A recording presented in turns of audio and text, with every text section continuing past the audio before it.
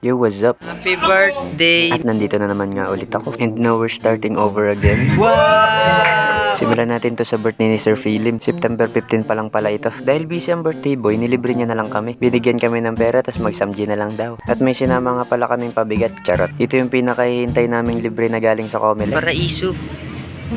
Tinan mo, Wow, kala mo talaga ngayon lang nakapunta. Anyways, namimiss ko na sila. Pati yung libre syempre. Dahil may pasok nitong araw na to, walang masyadong tao sa kainan. Kaya habang iniintay yung order, kulitan mo na. Kasama tong mga ading ko. Ang kulit, muntik ako na full storage. Tapos hindi siya nagtatagkang. Sorry na, ito na Ate Raquel Borja. At pagkatapos ng pag-aantay, kainan na.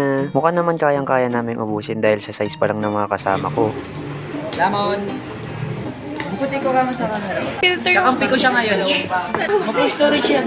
Hindi okay lang. Bili ka na lang bago mong cellphone. Abay, magaling, ikaw kaya ibenta ko. Pagkatapos namin magsawa kakanguya, bumalik na kami agad sa office. At dito, hindi ko alam na high blood na ako. Kitang-kitang hilong-hilo. Pero kahit ganun, hindi ko kakalimutan si Lord. Friday youth gig nga pala, kaya maraming estudyante ngayon. Hi Kuya Bray, God bless you. Ang unang katotohanan na kailangan namin maintindihan sa Panginoon na tulad ni Kristo na kailangan na maihubagin tayo ng pagkatao.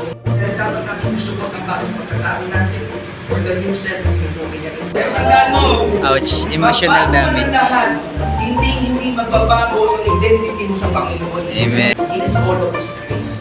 Kung ganito pa naman kalaki ang ginawa ng Panginoon para sa iyo, paano magiging tingin mo sa sarili mo sa iba? That all things work together for good. Nasa anumang nangyayari sa buhay natin, binuhubog tayo para maging katulad ni Kristo. Grabe yung word, nakaka-bless. And pagkatapos nga ng service, tambayan muna dito sa labas. Yo, shoutout sa'yo!